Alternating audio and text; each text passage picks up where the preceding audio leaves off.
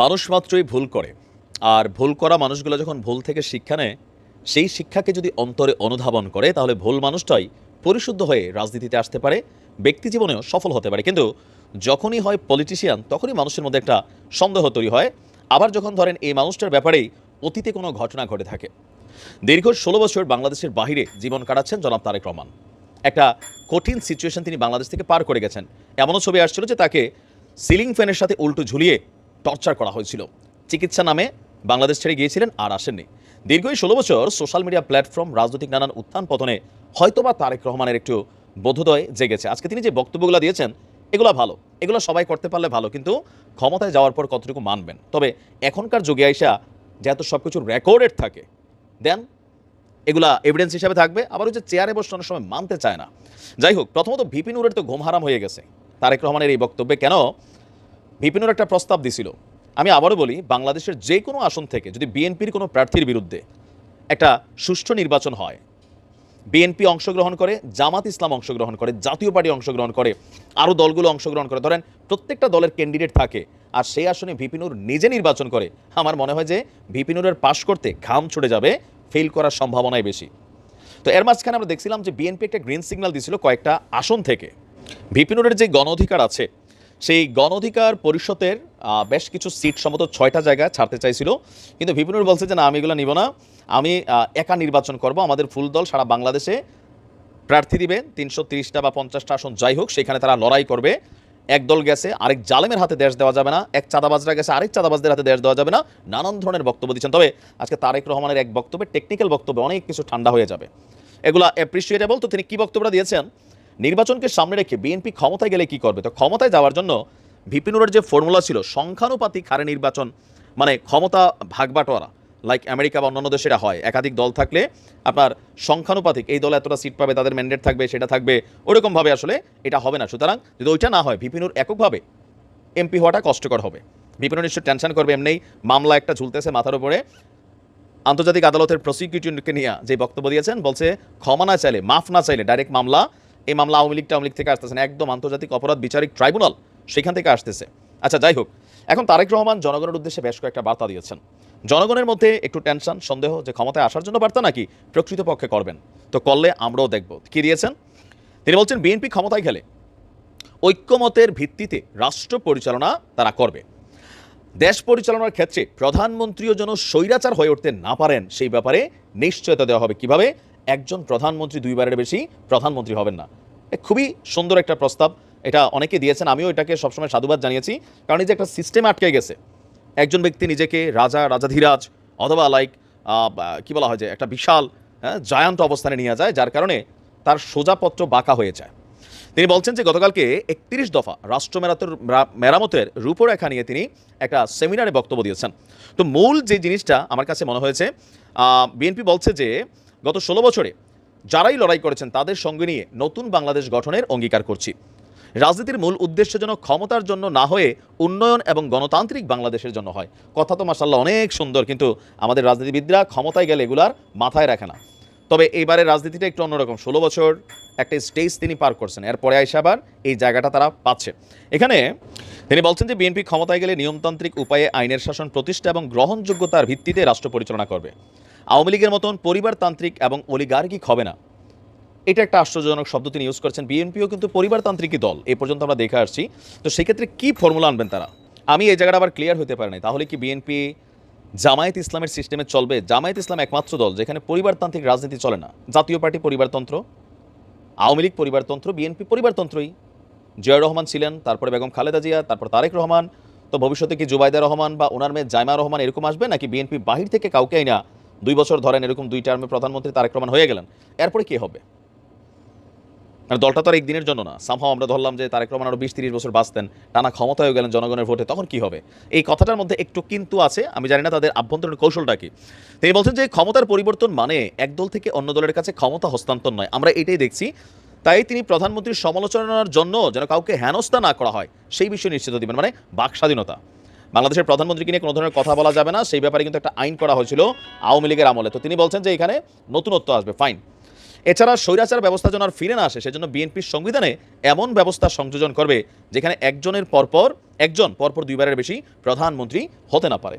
পরিকল্পনা সুন্দর, দীর্ঘদিন দেশের বাইরে থাকার কারণে ব্রেন পারফেক্টলি কাজ করছে, জুলুম নির্যাতন দেখছে, আওয়ামী লীগের ভুলটাও দেখছে, শিক্ষা নেওয়ার কিন্তু অনেক কিছু আছে। তবে সমস্যা হয় চেয়ারে গেলে এগুলো মাথায় থাকে না। আমাদের প্রত্যেকটা দলের নির্বাচনী ম্যানিফেস্ট যেগুলো বানায় আপনি দেখবেন কত সুন্দর, ঘরে ঘরে চাকরি, চাল ডাল, কম মূল্য, মানে দুর্নীতি থাকবে না, আইনের শাসন। অ্যান্ড ক্ষমতায় যাওয়ার আগে বিএনপি নেতাকর্মীরা যেভাবে বাংলাদেশের বিভিন্ন জায়গায় দখলবাজি শুরু করেছে, চাঁদাবাজি শুরু করেছে, যদিও তারেক রহমান এমনকি বিএনপি প্রথমবারের মতন এই সকল নেতাকর্মীদের বহিষ্কার, মামলা দেওয়া অনেক কিছু করছেন। তো ক্ষমতায় যাওয়ার পরে এই নেতারা কি এগুলা মানে কিভাবে অ্যাকশন নেবেন, তাদেরকে কি আসলে ক্রস ফায়ার দিয়ে দিবেন, বা মানে এই বিষয়গুলো আমাদের জন্য স্বপ্নের মতন অবিশ্বাস্য। তারপরেও হয়তো কোনো একদিন ওই যে বললাম না, যদি মানুষ ভুল করে, ভুল থেকে শিক্ষা নেওয়া, প্রকৃত জিনিসটাকে অনুধাবন করতে পারে, দেন এই মানুষটা ইতিহাস তৈরি করে। আবার ইতিহাস কি তারেক রহমান করবেন, নাকি ভবিষ্যতে আবার 20 বছর পরে, 15 বছর পরে আওয়ামী লীগ ফিরে আসা তারা করবেন, নাকি এখনই শুরু হয়ে যাবে, সেটা হচ্ছে কথা। তবে বিপিনুরের জন্য নির্বাচনী একটা চ্যালেঞ্জ ইস্যু হয়ে দাঁড়াবে। ভালো থাকুন।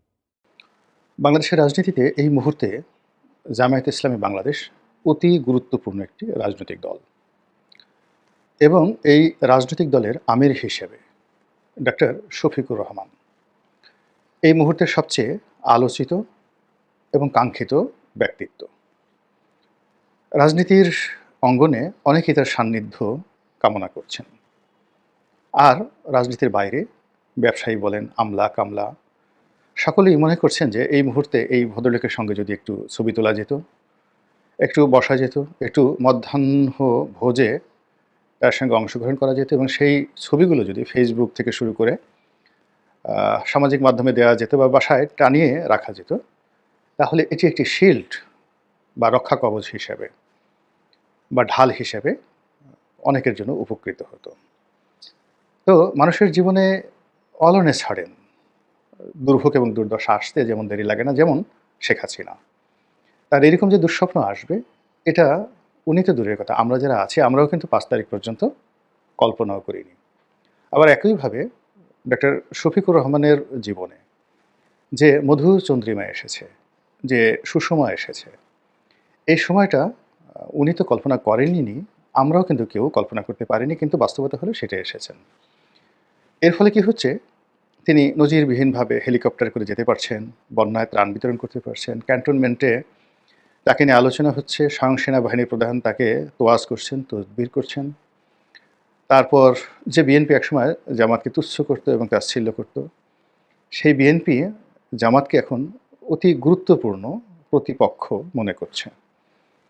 জামাতের সঙ্গে তাদের যে বন্ধুত্ব, এটি বলতে গেলে অসম্ভব, কিন্তু তারপরেও শক্তিশালী প্রতিদ্বন্দ্বী হিসাবে বিএনপি এখন জামাতকে এতটা ভয় পাচ্ছে যে ভয় তারা হয়তো আওয়ামী লীগকেও অতীতে পায়নি।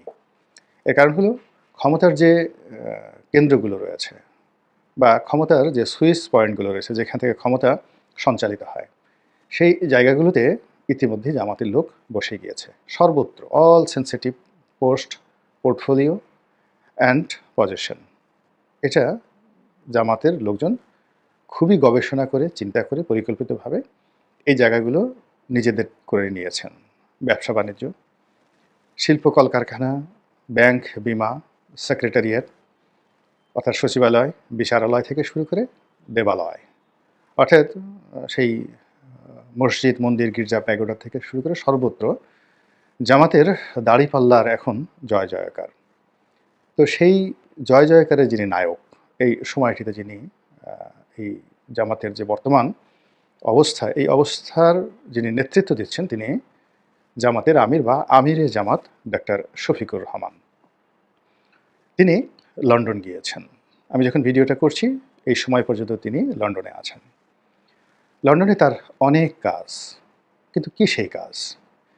তিনি কি লন্ডনের যে সকল রাজনীতিবিদ রয়েছেন, বাঙালি রাজনীতিবিদ, সেখানকার স্থানীয় রাজনীতিবিদ যারা মেয়র হিসাবে আছেন, অনেকে এমপি হিসেবে আছেন, তারপর বিচার বিভাগে জাস্টিস পদে আছেন অনেক বাঙালি, তারপর তাদের সরকারি দপ্তরগুলোতে, বিশেষ করে সিলেটের সম্প্রদায়ের লোকজন যারা আছেন, তারা ইউকে অর্থাৎ ইউনাইটেড কিংডম এবং ইইউ, এই দুটো জায়গাতেই খুবই গুরুত্বপূর্ণ দায়িত্ব পালন করছেন।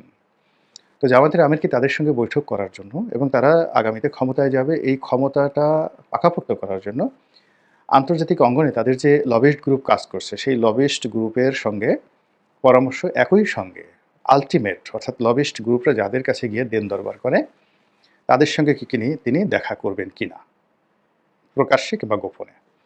এবং এটি আমাদের রাজনীতির জন্য একটা জিজ্ঞাসু বিষয় এবং এটি খুবই গুরুত্বপূর্ণ একটি বিষয়।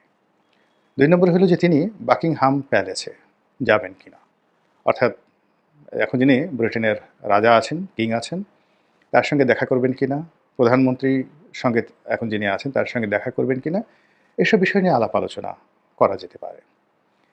এর বাইরে যেটা রয়েছে আপনারা সবাই জানেন যে ইংল্যান্ডের মধ্যে বিশেষ করে লন্ডনে যে সকল রাজনৈতিক দল আছে, বিএনপি, আওয়ামী লীগ, জাতীয় পার্টি, জামাত, তাদের মধ্যে জামাতের কর্মীর সংখ্যা সবচেয়ে বেশি। এবং শেখ হাসিনা সরকারকে বিপদগ্রস্ত করার জন্যে কিংবা তাদের ইমেজ ক্ষুণ্ণ করার জন্য ব্রিটিশ পার্লামেন্ট থেকে শুরু করে ইউরোপীয় পার্লামেন্টে যে সকল জামাত নেতা রীতিমতো ঝড় তুলে ফেলেছিলেন এবং তাদের কারণে ধীরে ধীরে ইউরোপীয় ইউনিয়নের সঙ্গে, ইংল্যান্ডের সঙ্গে আওয়ামী লীগের যে সম্পর্ক, সেই সম্পর্কটা তলানিতে পৌঁছে গিয়েছিল এবং এটার সূত্র ধরে আমেরিকা আলটিমেটলি একটা দোটানায় পড়ে গিয়েছিল। তো এই জায়গাগুলোর ক্ষেত্রে যেহেতু তারা বিজয়ী হয়েছেন, এখন সেই জায়গাগুলো তারা মেরামত করা, তাদের সাথে সৌহার্দ্যপূর্ণ সম্পর্ক স্থাপন করা, এগুলোর জন্য তিনি হয়তো সেখানে কর্মব্যস্ত সময় পালন করবেন।